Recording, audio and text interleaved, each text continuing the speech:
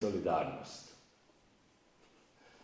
I on sam objasnio da izvrsnost za narod znači blagostanje, bogatstvo, zahvaljujući profesionalnosti i izvrsnosti, koja od negdje počinje,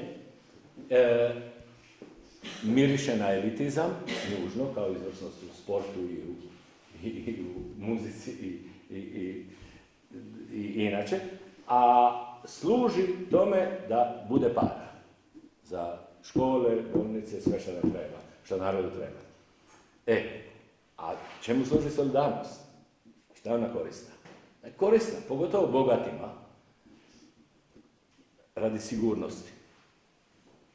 Treba nam mogućnost, bogatstvo, sredstva, treba moći živjeti u jednom sigurnom društvu, a ja ne mogu zamisliti sigurnost u jednom nesolidarnom društvu, kakva se sad razvijaju, hipertrofija, nesolidarnosti primitivne, i onda se čude šta ima terorizma ili napad na banke i šta znam, za očekivati. Dakle, to je bilo to.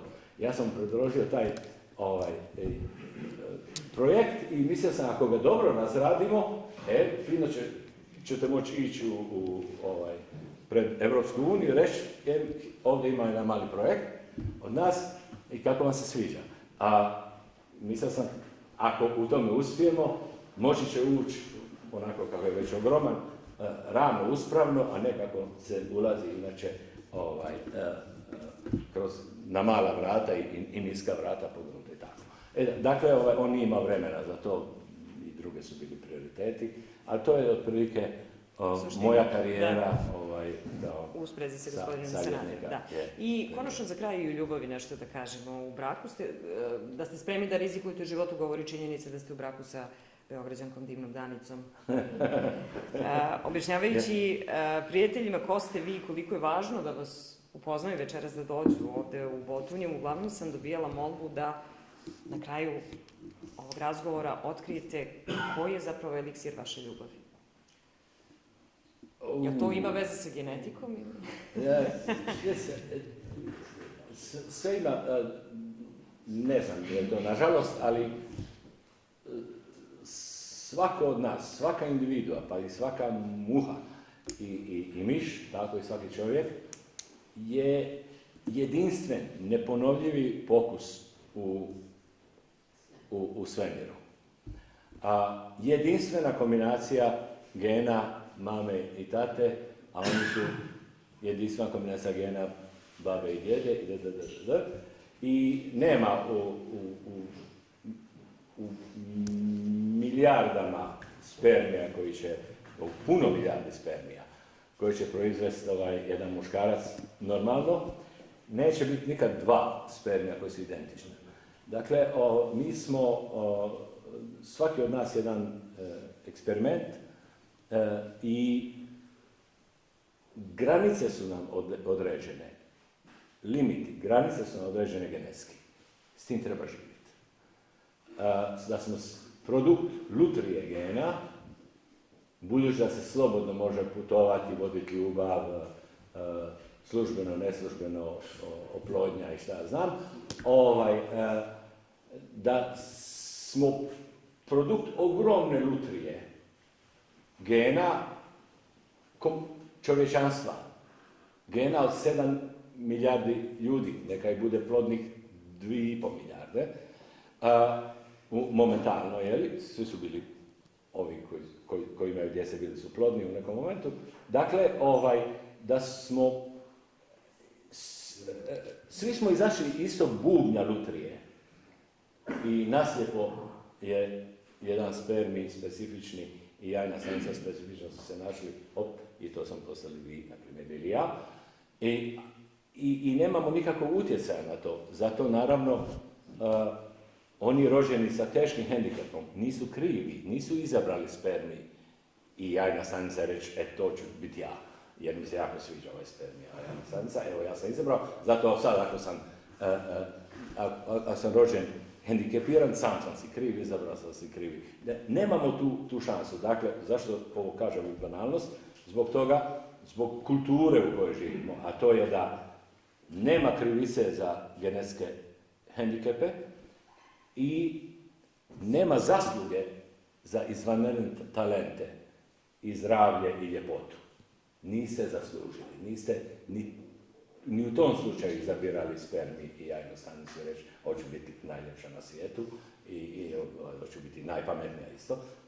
Da naprosto pođemo od toga da smo svi u produkti lutrije, jedne ogromne mega lutrije ljudskih gena i da smo nasumce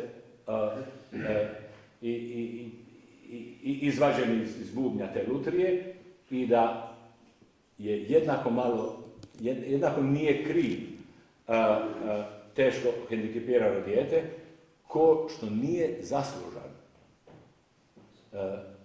osoba, čovjek koji je izvanredno talentiran, to reče radio, znam, ali da nije predispozicija genetska tu, da mu genetika ne dozvoljava da bude Đoković, može igrati, može trenirati tenis koliko god hoće, neće biti prvak svijeta. Dakle, to što se tiče kulture je počet od toga da je solidarnost nužna, da ovi koji su nezasluženo dobili talent, energiju i ljepotu i zato stvaraju višak produktivnosti, da se to upotrebi za obeštećenje onih koji su u toj lutriji nužno će biti hendikepa, da se kompenzira tragedija s jedne strane sa ekscesom s one od druge strane. I mislim da kad bi krenuli od toga, da bi se drukčije ponašali, mislim da bi i solidarnost lakše došla kao prioritet, ali za sad smo zabrazdili daleko. Momentalno smo, barem ja tako osjećam, u jednom kulturno retrogradnom sistemu gdje su razlike između ekscesivno bogatih i besramno siromašnih ljudi sve veće i ja se nadam da je prolazno. Kako je sve prolazno, tako će i to proći. Miroslave, očigledno da ste vi imali sreće u toj podeli. A ja ne razumijem kemiju ljubavi. Privatan život i očigledno da smo i mi zaslužili da na ovako sjajan način ovaj deo sezone u klubu Vidosav završimo, finiširamo i mnogo vam hvala što ste upriličili. Htio bih reći jedna stvar, nije ni genetika, ni nekakvi miris, iako vjerujem puno u mirise, nego da je, to sam rekao svojoj djeci, pa mogu i vama odraslima, a to je da i u ljubavi, i u braku, i na radnom mjestu, i u bilo kojem projektu kojeg imate, ali specifično u ljubavi i u braku, da je to kao izbušena lopta sa masu rupa. I vi imate ovdje jednu pumpu, onu primitivnu kao što se prije pumpalo za gume automobila, i vi pumpate tu loptu punu rupa i dok pumpate, to se drži malo. U momentu kad prestanete pumpati, bez obzira na to koliko se pumpali prethodno, shvatili. Ako dozvolite...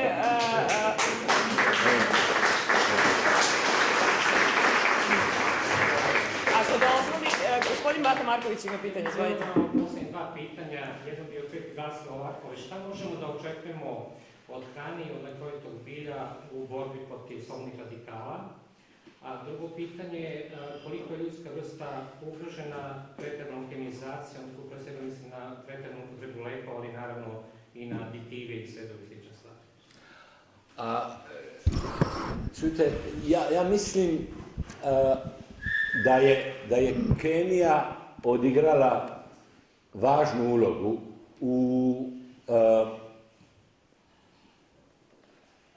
u redukciji gladi. Da teško mi je zamisliti da je prošlost bila bez pesticida i ovih fosfata, obogaćivanje i trovanje time tla, a nikad ne bi produktivnost mogla biti tolika. Bez neke alternative. Tako mi se čini, ali ja nisam stručnjak, stvarno. I da sad plaćamo s time što je tlo toliko kontaminirano zbog te aktivnosti i da sad počinjemo plaćati cijenu te visoke produktivnosti u agrikulturi i tad se pojavilo, kao alternativa, GMO, genetska modifikacija, tako da u prirodi možete naći svašta, kao što možete naći ove hiperrezistentne organizme, nalazite i biljke kojima dani parazit nije nikakav problem, vidite koja je kemija i to, i da li sad ubacivati gene, raditi malo mini od ovog zabranjenog seksa, prenošenje pojedinačnih gena, barem iz jedne vrste u drugu. Ja ne znam, mislim da je na elementarnom nivou sve ima svoju cijenu i to što je glad toliko reducirana, smrt od gladi toliko reducirana, ima svoju cijenu i u ogromnoj populaciji koja stvara ekološke probleme već po tome što nas ima previše, a svi imamo neko pravo elementarno da konzumiramo i da zagađujemo, ko što svako živo biće radi, samo mi to radimo ekscesivno. Tako da ja ne znam kako,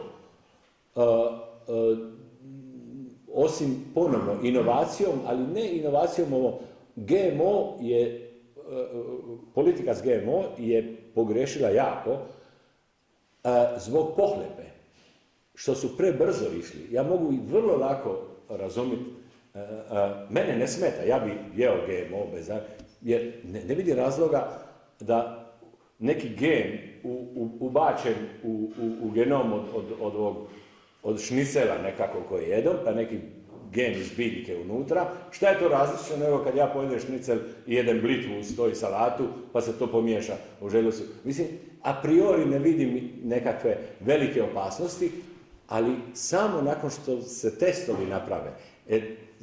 Vrag je bio u tome što je Monsanto malo prebrzo htio previše novca, nestrpljivost, pohlepa, a da su pustili akademski rad, da dođe do sazrevanja, možda bi rekli, pa puno je bolje, konačno možemo prestati trovat tlo, a da se to ne plati sa 100 miliona mrtvih od gladi, da se ne vrati glad nazad, jel?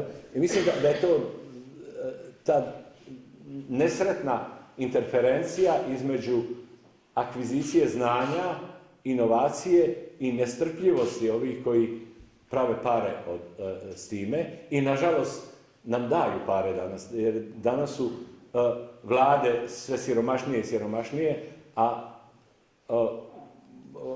vlasnici industrija sve bogatiji i bogatiji, dakle pojedinci su sve bogatiji, a vlada postaje siromašna. I dakle mi sad ovisimo, i akademska aktivnost ovisi o dobroj volji ovih mega tajkuna bogatih, šta će uraditi Bill Gates sa njegovih 100 milijardi, i koji je kršilom napravio na putu dok je došao do njih i sad može biti velikodušan. Mislim, to bi mogli pričati o tome što hoćete. Mislim da je u svemu spas da se razni eksperimenti rade. Zašto mi se ovo ne sviđa je Europa imitira Ameriku sa svim njegovim greškama. Hrvatska imitira Europu, pogotovo greške Europe. Dakle, i da nema više ponosa da se reče, ne, mi ćemo biti različiti. I nazovite nas luđacima i kako hoćete, to me uopće ne smeta, sve dok ja imam slobode u svojoj kući ili u svom vrtu raditi slobodno što hoću. Tako mislim da nema, bilo bi jako glupo od mene da sad pokušavam nešto tu nabacivati neke fraze, neke mogućnosti. Mislim da ih nema već gotovih provjerenih i ponovno da je jedini izlaz metodološki. Odnosno, evo da zaokružimo, ako sam nešto naučio i stvarno naučio u životu, to je od evolucije. A to je da je proces važan, a ne produkt. Evolucija je stvaranje novih i novih vrsta, rast organizama, rast broja vrsta i to je vrsta u biologiji je produkt. I evolucija nije bila zbog nas, ni zbog slonova, nego je nasumice produkt koji stvara razne vrste, raznovrsnost. Isto tako bi i kultura trebala biti proces koji stvara raznovrsnost, a onda će realnost života u tom momentu, u selekcijama nema ni etike ni estetike. Nešto se dogodi, ne znam, ako temperatura poraste ovdje još 10-15 stepeni, pa se bude živjelo na 50 stupnjeva, ja ne znam ko će preživjeti. Vjerojatno ne Mozart i Einsteini, ali će preživjeti onaj koji ima vrlinu da mu mozak se ne skuha na 50 stepeni. I da je zapravo, još jednom, da sebi začepim usta, a to je, naučio sam da je proces važan. Važno je biti u procesu kompozicije, uzgoja pomidori i krumpira, eksperimenata naučnih. Važan je proces. Svaki produkt je efemeran. Pojavi se koji iPhone, pojavi se, strašno se puno prodaje, ako je jako uspješan, i onda dođe neko novo, neki novi gadget i tako dalje. I onda vidite da produkt, čak i mi nismo važni, mi jesmo sebi, naravno jako, ali važno je da traje proces. Evo, za biologiju, za evoluciju traje već 4 milijarde godina, jako uspješno, je li tako? Ali meni se čini da za moj privatni život i profesionalni, što je isto kod mene, važno mi je da sam u procesu, da se zabavljam, da se uzbuđujem, da stvaram nešto novo, a produkt neki,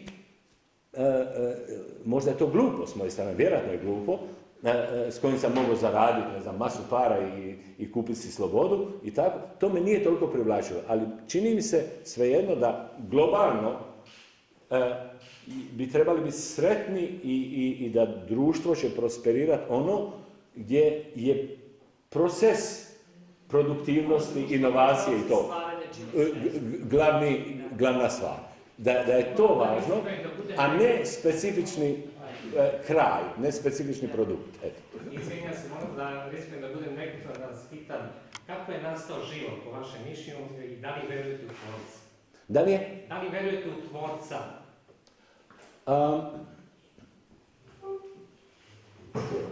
Nemam jako